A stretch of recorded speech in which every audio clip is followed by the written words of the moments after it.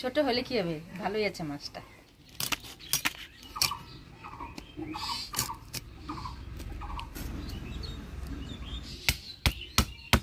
ব্যাস, মাছগুলো পরিষ্কার করে ধুয়ে নিলাম। এবার হলুদ লবণ মাখাই নিব।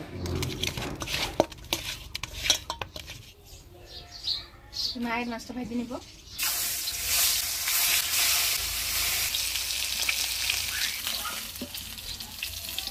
ফোড়নে দিয়ে দেবো কালো জিরা আর পেঁয়াজ কুচি। এবার কাটিয়ে রাখা আলু দিয়ে দিব, হলুদ, লবণ, বাটা মশলা, আদা জিরা বাটা, লঙ্কা বাটা, অল্প জল দিয়ে ভালো করে কষে নিব। আলুর সাথে মশলাটা ভালোভাবে কষে নিলাম। এবার দিয়ে দিব ঝিঙ্গা।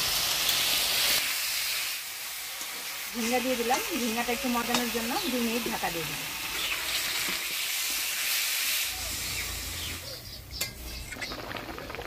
ঝোল জাল হয়ে গেছে। এবার ভাজে রাখা মাছগুলো দিয়ে দিই।